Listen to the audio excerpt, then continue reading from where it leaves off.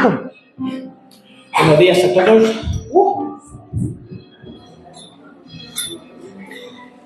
Quería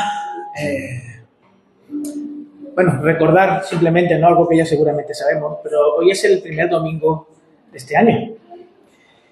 Y es un domingo en el que también compartimos el pan y el vino, y es un domingo familiar. Es un domingo familiar, así que estaba pensando en que una familia repartiese el pan y el vino. ¿Hay alguna familia voluntaria que quiera salir a compartir el pan y el vino? Sí, ya lo sé, cariño. Yo sé todo eso, lo sé ya. Lo sé, María. Tranquila. No sufras. ¿Hay alguna familia que quiere salir a compartir el pan y el vino? ¿Tú, Karin, quieres salir? Vamos. ¿Alguien es familia de Karin? Antonio Galán. Ahora María también, que me toca. Es que como está diciendo familia, yo soy familia de ella. ¿Por eso? Como somos familia, es el culto familiar, es el primer domingo del año. Está guay recordar cosas que a veces se nos olvidan. Y se nos olvida a veces que somos familia. Y que cada uno, pues, incluso si los que hemos nacido de un padre y de una misma madre tenemos nuestras diferencias, los que venimos de cada uno, pues ahí existe también sus diferencias. Pero hay una realidad que nos une, y es el Señor. Y en este contexto, pues vamos a recordar lo que Pablo le dijo a los corintios, también en el primer domingo del año, cuando le escribió la carta a los corintios. Y dice así: porque yo recibí del Señor lo que también os he enseñado.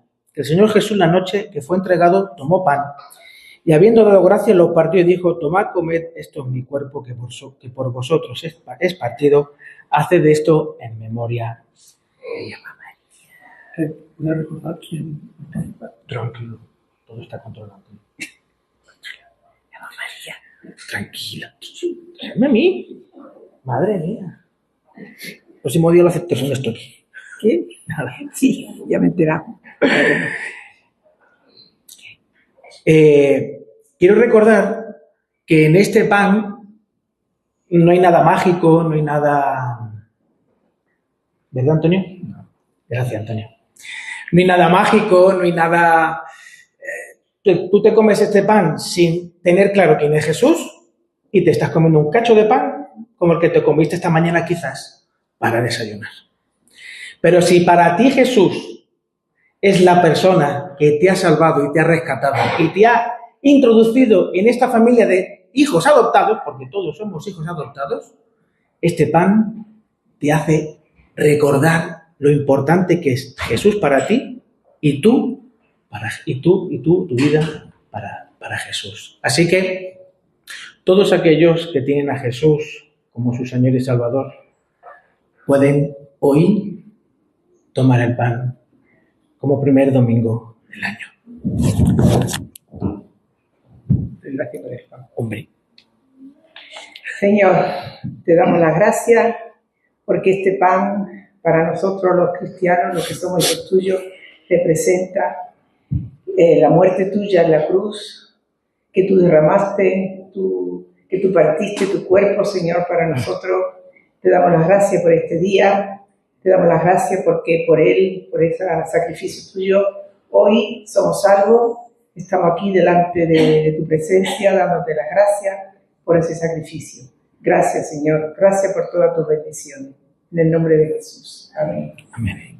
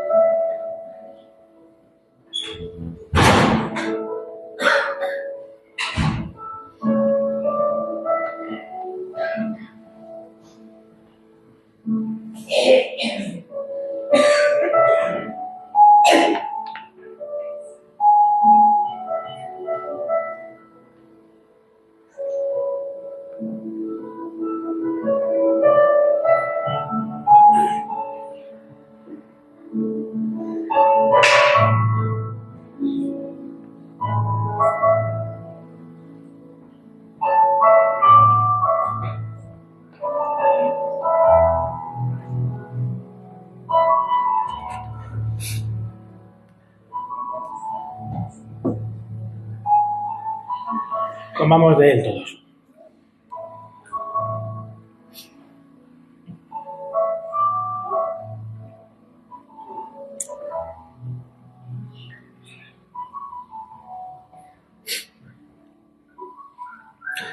Asimismo tomó también la copa, después de haber cenado, diciendo: esta copa es el nuevo pacto en mi sangre, haced esto todas las veces que la bebiereis en memoria de mí.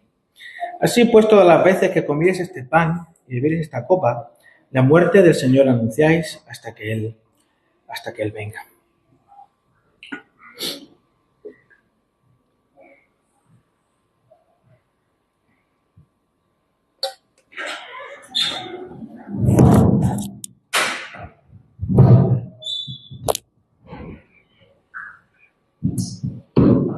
Sí, Señor, queremos darte las gracias en esta mañana por el privilegio que tenemos de recordar la sangre que tú derramaste en la cruz del Calvario, a nuestro favor.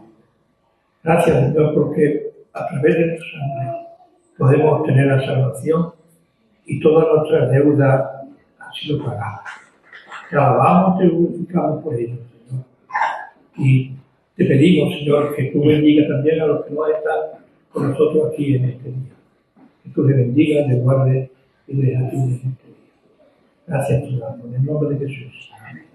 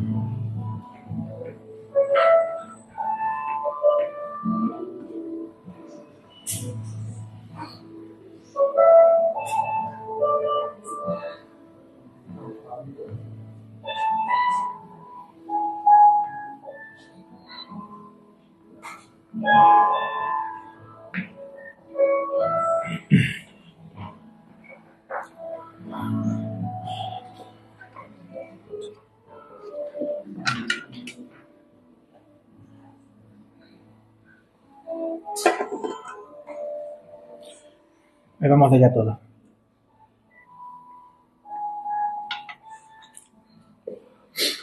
Pues Señor, gracias por este tiempo, también por este año que comienza. Y Señor, gracias porque el propio texto nos recuerda que tú no estás muerto, Señor. Tú volverás. Y anhelamos, Señor, tu vuelta. Gracias por permitirnos conocerte. Te rogamos por todos aquellos que no te conocen, para que tú, Señor, nos ayudes a ser luz y sal allí donde nos pones. En tu nombre. Amén.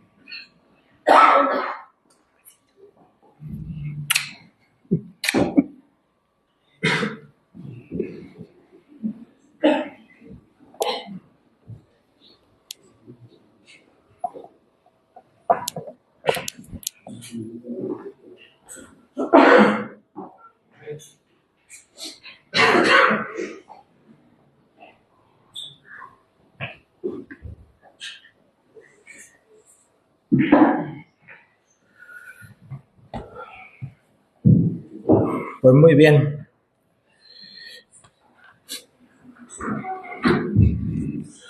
Hoy tenemos un reto. saludar a alguien que no conozcamos. A ver, ¿tú qué estás pensando? ¿Hay alguien que no conozcas? Busca el escáner. Se ve el escáner ahí buscando. No sé si lo recordaréis. No sé si lo recordaréis.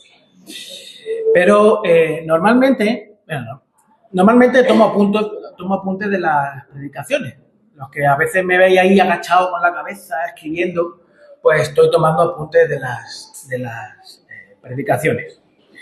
Y me gusta porque entro en diálogo, no solamente es una cuestión que escucho, ¿no? Por lo menos así funciono yo. No solamente escucho, sino que entro en diálogo con la persona que habla, con sus argumentos, con el propio texto bíblico y siento que me edifica más, ¿no? Que me ayuda más. Como que entra mucho más y mejor lo que el Señor quiere enseñarnos con esa predicación. Y luego alguna vez también, hace mucho que no lo hago, pero alguna vez he recopilado pues esas cosas que el Señor me ha comentado, o por lo menos que yo he entendido, y la he utilizado como introducción a algunas de las predicaciones que he tenido. Sobre todo en la predicación de ese mes.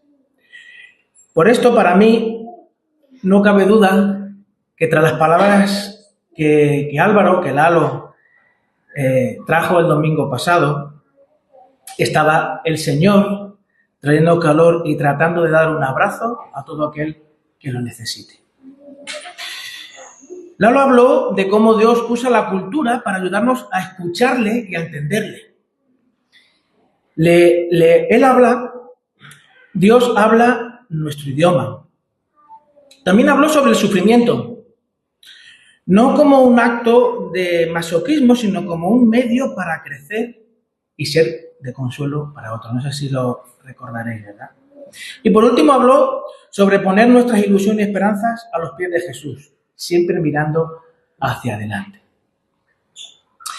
Hoy es el primer culto del año, del primer mes del año, y además es culto familiar, como también recordaba antes. Por ello me parece que es bueno reflexionar sobre cómo queremos vivir estos 365 días que nos quedan, bueno, ya algo menos, pero bueno, 360 días más o menos, ¿vale?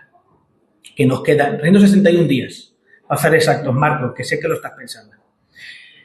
361 días. Pero que pueden parecer muchos días, ¿no? 361 días pueden parecer muchos, pero en realidad mi suegro me decía, justo al terminar de comernos las uvas, ya estamos en verano. Ya estamos en verano, decía mi suegro, y nos acabamos de comer las uvas. Fijaos por un momento lo que la propia palabra del Señor nos invita a hacer. Nos invita a evaluar y a reflexionar. Salmo 90, versículo 12.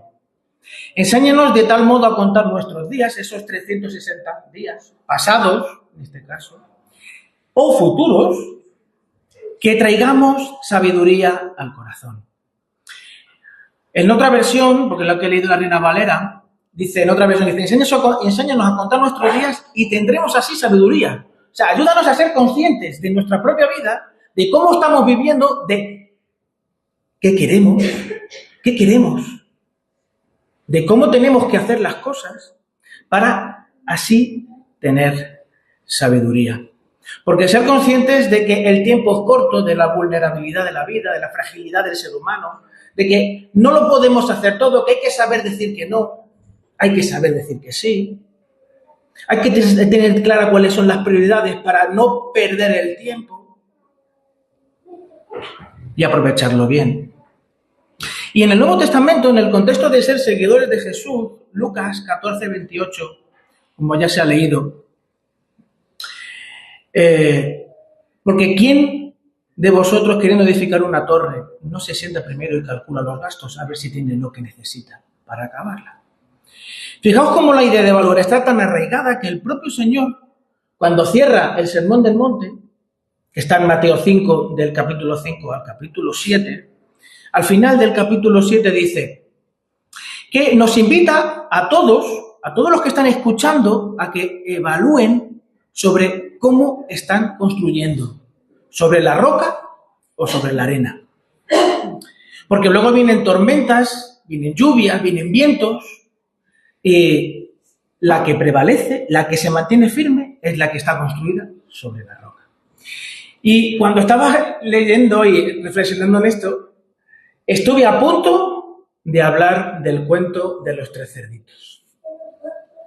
¿Os acordáis del cuento de los 3 cerditos? ¿Quién no lo ha leído? Todos lo han leído, entonces, ¿no? O no lo han contado también, venga, vale. Y yo me acordaba de eso, ¿no? Cómo los 3 cerditos, cada uno construyó su casa de una manera diferente, con materiales diferentes, unos queriendo ir más ligero porque tienen otras cosas más importantes que hacer, y otros pues invirtiendo el tiempo necesario para construir una casa que realmente aguante todas las situaciones que una casa tiene que aguantar. Vienen lluvias, vienen tormentas, vienen vientos. Cuando el Señor nos invita a evaluar es porque tenemos la posibilidad de parar, mirar, sopesar, reflexionar, ser conscientes de que estamos haciendo todo lo que Dios que estamos haciendo con todo lo que Dios nos da, tiempo, recursos, relaciones, vida. Y yo voy a hacer una pregunta. Pon la primera diapositiva, por favor. Ahí.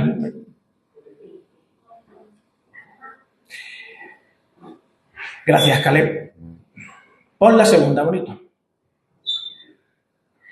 ¿Qué es lo primero que se necesita para construir una casa? Ladrillo, sí señora. ¿Qué más? Buen suelo, ¿qué más? Cemento también, ¿qué más? Ayuda, también. Tiempo. Manos. Tiempo. ¿Qué pasa, mano? Ah, vale, perdón. Techo. No, eso es para construir. Para construir un techo necesitamos algo previo. Agua. Tejas, claro, sí, todo eso hace falta. ¿Alguien puede leer lo que dice? Que ahora hemos hecho la casa entera ya. Un cimiento. Lo primero que hay que hacer para construir una casa es construir un cimiento. ¿Y los cimientos de qué material se hacen? De metal, arena, cemento, piedra. Exacto.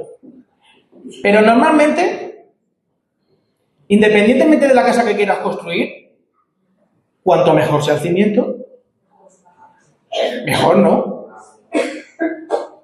Eso es así. Estuve mirando algunas cosas y, claro, este es el tipo de construcción que se hace hoy en día, con hierro, hormigón. Pero el Coliseo romano no tiene hierro, tiene piedra. Y el Coliseo romano, como otros edificios romanos, se hizo con un material que se llama cal. Tiene cal y otros elementos, ¿no? Pero sobre todo cal. Y algo que me llamó la atención es que la característica que tiene la construcción romana es que el hierro cuando se le pone actualmente es para evitar al movimiento del terreno o la carga que recibe ese edificio no se fracture, no se rompa el cimiento. Pero cuando no tiene hierro, ¿qué es lo que haces?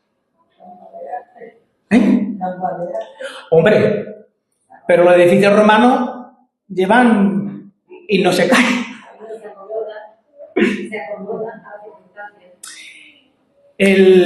Las fisuras que se crean en el cimiento, el agua de lluvia hace diluir la cal y vuelve otra vez a coser las heridas, las fisuras del cimiento.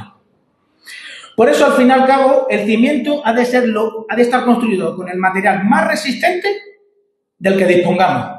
sea hierro y hormigón, o sea cal y piedras. Pero al fin y al cabo, tiene que ser ese elemento indestructible. Indestructible. En este sentido, el Señor Jesús es el mejor cimiento que existe. Por tanto, vamos a hacer un repaso de algunas de las cosas que sabemos de Jesús, pero que son esenciales para que todo lo que este año va a suceder se pueda sostener. Y vamos a hacer una pequeña dinámica. Seguramente que algunos ya lo conocen, pero me sentí tan tentado a hacerlo que lo voy a hacer. Sucumbí a la tentación. Siguiente diapositiva. ¿Quién conoce esos símbolos? Vale. Vale, muy bien. Ira y Ruth no los conocen. Sarai yo creo que tampoco. Ellos los conocen más, ¿no? ¿Cómo ordenaríais esto? Vamos a dejar a la gente que no los conoce primero, ¿vale? ¿Cómo ordenaríais estos símbolos? Ya lo sé que tú lo sabes, si tú eres muy listo. Los mayores pueden hablar, ¿eh? Antes, ya. Pero transmiten ideas. Y en función de esas ideas que a ti te transmiten, ¿cómo los ordenarías tú, Isa? ¿Tú los conoces? Los he visto. Vale. ¿Cómo los ordenarías tú? ¿Qué pondrías primero? Primero, segundo, tercero y cuarto. ¿Qué pondrías tú? ¿Cómo lo pondrías tú?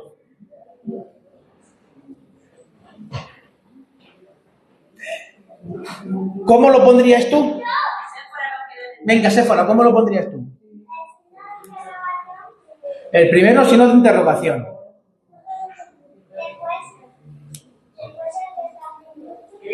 Después el de división, ¿no? El de dividir. El corazón y luego la cruz. Vale, eso es una forma de ordenarlo. ¿Quién lo quiere decir? Es que ellos se lo saben. Ellos se lo saben. ¿Hay alguien más que se atreva que no lo sepa? El orden. Amén. ¿Tú quieres? Venga, dale.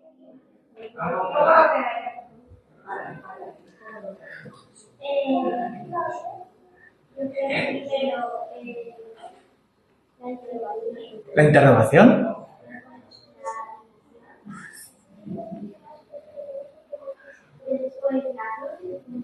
Vale. Esas podría ser una de las formas de dividir, de colocar, de ordenar esos símbolos. Isa, la última oportunidad, ¿eh? El corazón, después símbolo de pregunta, después la división y después la... Y... Siguiente diapositiva.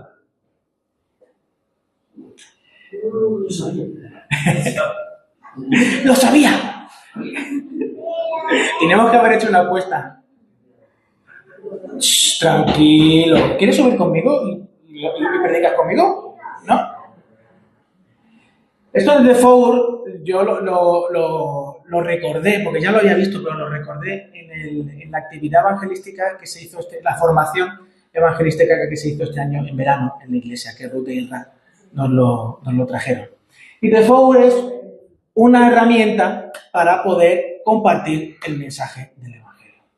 Entonces, Jesús es el mejor cimiento y el Evangelio sobre quién construimos. Entonces, el corazón, siguiente diapositiva, el corazón nos habla de que Dios me ama. Dios te ama. De hecho, cuando pensaba en esto me acordaba de la canción. Dios me ama, bien lo sé. ¿Os acordáis, no? Y cuanto más meditamos, de hecho lo cantábamos hoy, cuanto más meditamos y conocemos de ese amor, más grande y más incomprensible se vuelve. En los textos claves sobre los que se sustenta esta afirmación son Juan 3:16 y 17, porque de tal manera amó Dios al mundo que ha dado a su Hijo unigénito para que a todo aquel que en él cree no se pierda, mas tenga vida eterna. Porque Dios no envió a su Hijo al mundo para condenarlo, sino para que el mundo sea salvo por él. Según este texto, déjalo puesto, por favor. Según el texto de Juan 3:16, ¿cuánto vale tu vida?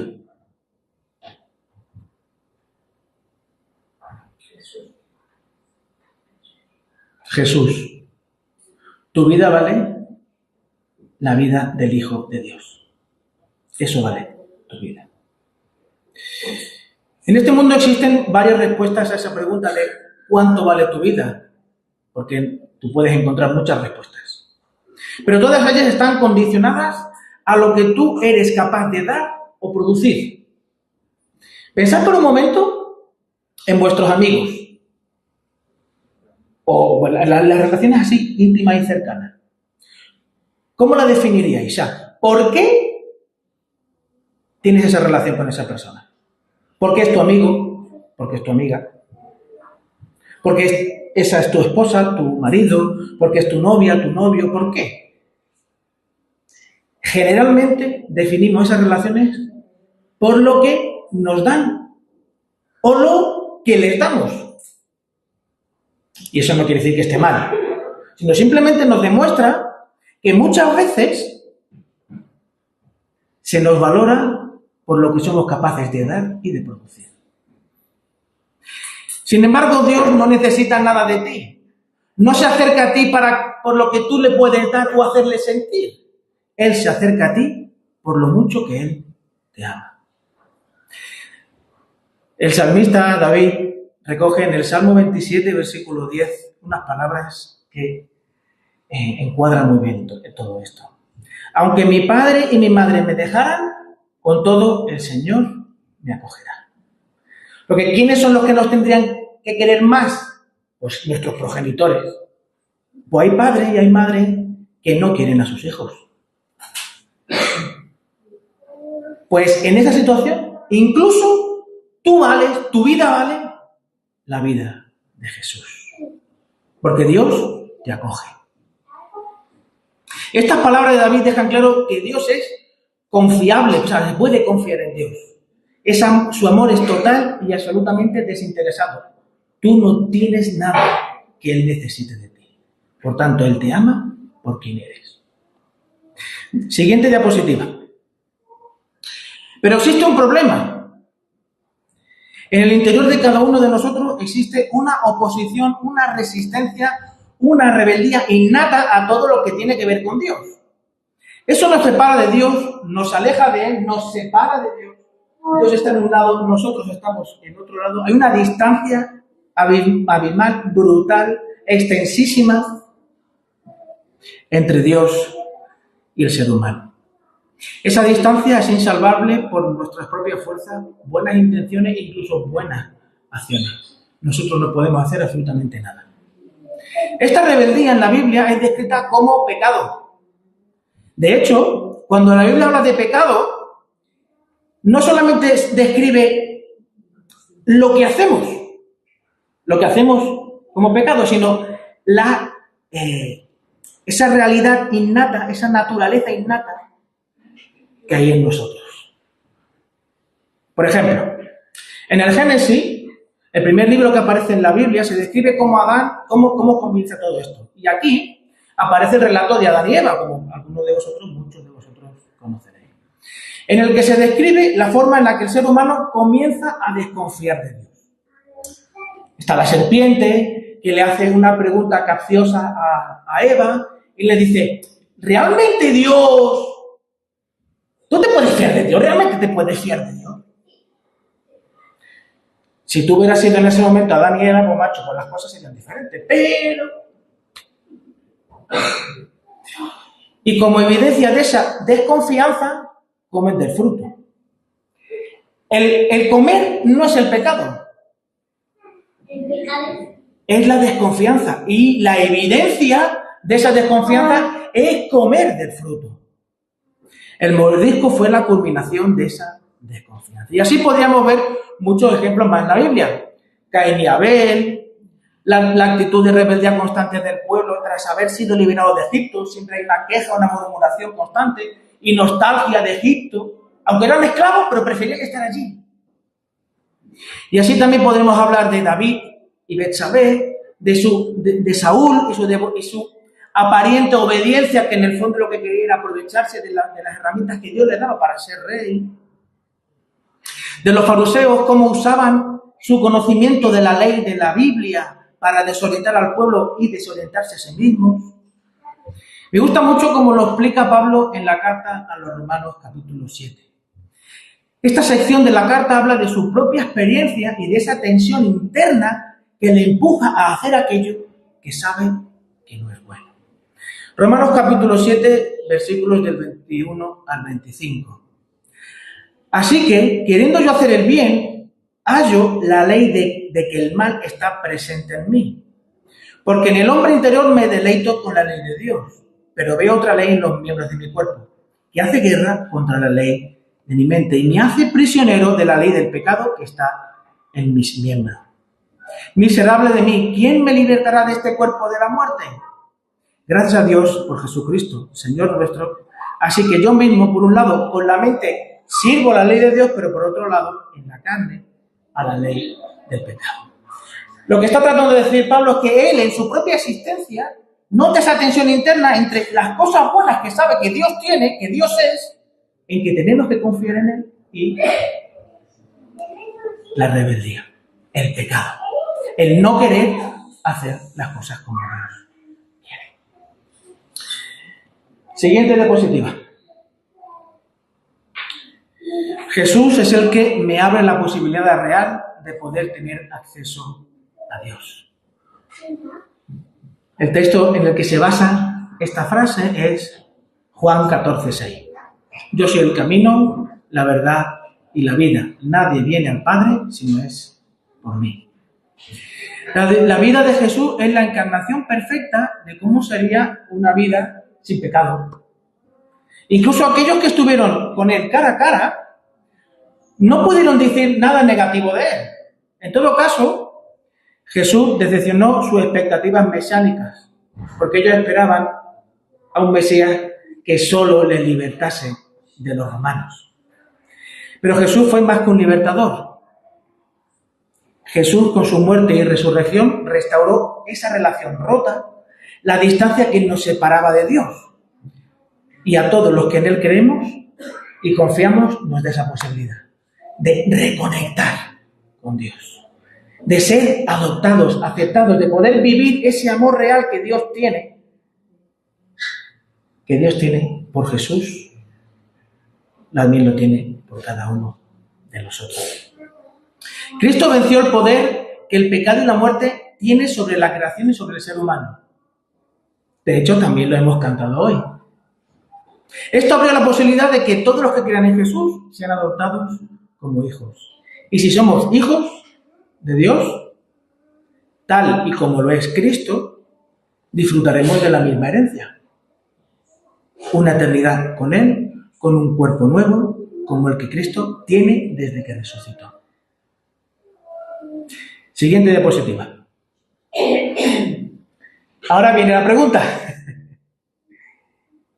Y la pregunta es, ¿cómo te afecta esto a ti? ¿Conocer todo esto? ¿Cómo te afecta a ti? ¿Qué implicaciones tiene para los 361 días que nos quedan de este año? Si estás aquí hoy, a principio de año, y has entregado tu vida al Señor, y hace años que lo has reconocido como tu Señor y Salvador, reafirmar estas verdades en tu vida para asegurarte sobre qué cimiento vas a construir tu vida durante este año es un regalo. Porque recordar estas cosas, a mí en lo personal, de hecho, en lo que va de 2 semanas para acá, constantemente esto es algo que ha venido repitiéndose en mi búsqueda de estar con el Señor. Recordar aquellas cosas que ya sabía, pero que a veces hay que refrescar. Pero si estás hoy aquí y aún no has entregado tu vida al Señor, evalúa y piensa. ¿Cuál va a ser el cimiento sobre el que vas a construir tu vida durante este año?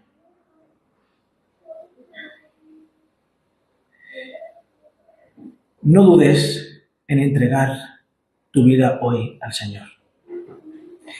Él te ama como nadie puede amarte en este mundo.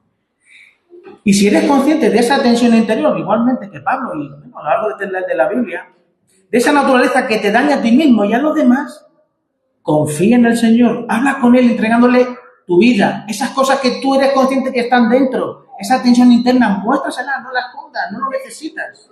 Él te conoce, Él te ama como nadie, no necesitas vivir así. Dios muestra en Jesús que es totalmente confiable y Él no te va a defraudar. Siguiente diapositiva. Así que vamos a poner un momento de silencio, lo que podamos, a poner música y vamos a preguntarnos cuál va a ser nuestro cimiento, qué queremos para este nuevo año, qué es lo que Dios tiene y cómo se lo vamos a entregar.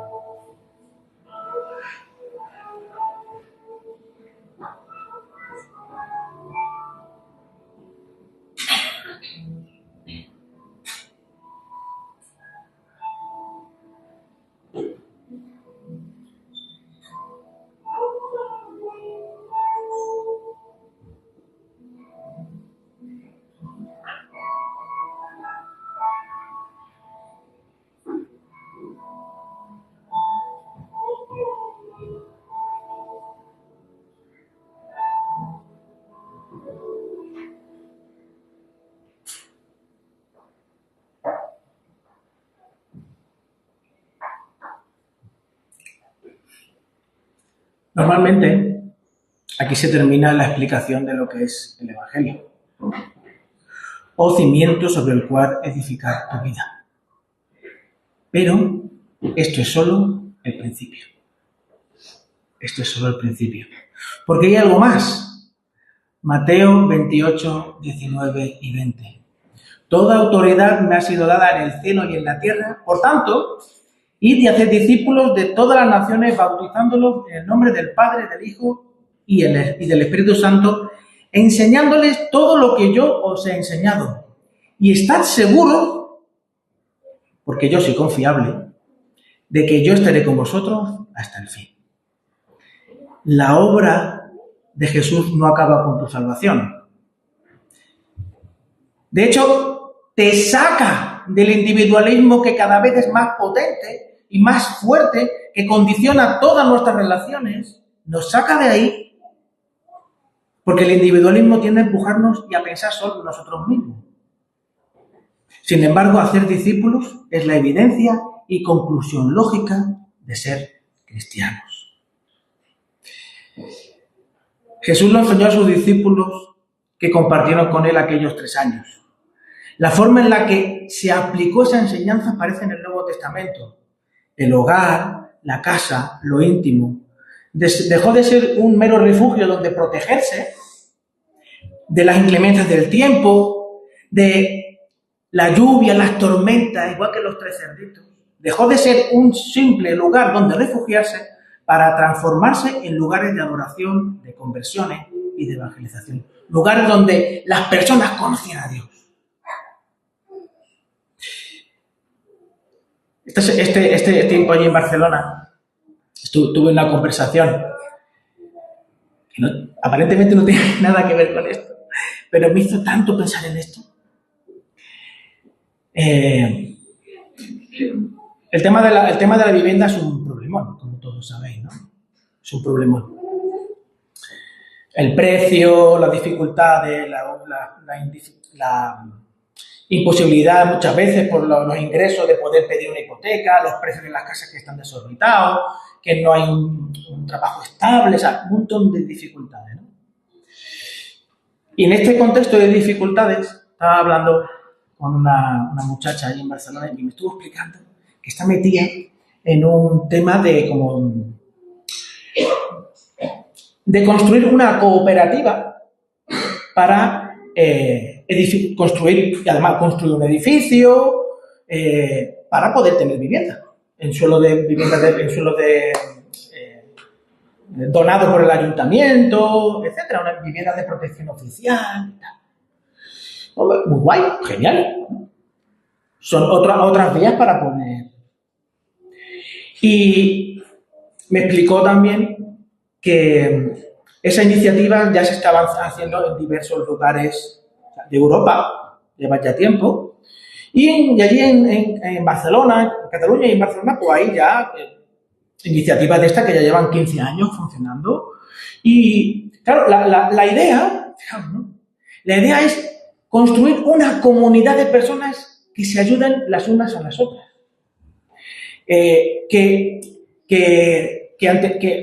Para poder combatir esa cantidad de soledad en la que viven muchas familias, muchas personas mayores, incluso familias que tienen niños chiquitillos, que tienen dos, uno se les pone malo y no saben con qué dejar el otro porque sus padres viven no sé dónde y no pueden llevarlo, pues pueden acudir al vecino o a la vecina, no sé qué. ¿No? De hecho, me decía, en algunos sitios hay un reglamento interno en el que se regula, hay una lavandería comunitaria, en el que se establece una serie de turnos, son, todos muy ecológicos, muy enfocados incluso en el ámbito social, para personas con alguna dificultad que no pueden vivir solas, ¿no? No solo por la edad, sino porque quizás tengan alguna carencia y necesitan algún tipo de atención, ¿no? De supervisión. Cuando alguien tiene una mudanza, pues sepa que puede contar con el otro para que le ayude con la mudanza, ¿no? Tienen un fondo común en el que por estatutos todos y por responsabilidad todos están obligados a dar una cantidad de dinero para poder sostener ese edificio. Una cosa importante. Y todas las semanas, no en todos los lugares, pero sí en 2 o 3 que me comentó ella, todas las semanas las familias quedan en un salón común para comer juntas y compartir. Y no sabéis cuánto me recordó eso a mí a la iglesia. Pero una cosa mala. Hay un reglamento en el que si tú no aceptas esas normas de convivencia, tú no vas a poder formar parte de eso. Tú tienes que aportar, tú tienes que convivir, estar abierto, tener tu puerta abierta a los demás. Es una relación de brazos abiertos y corazones puestos. Madre mía. ¿Cuánta necesidad hay de relaciones sinceras? ¿Cuánta necesidad? Siguiente diapositiva.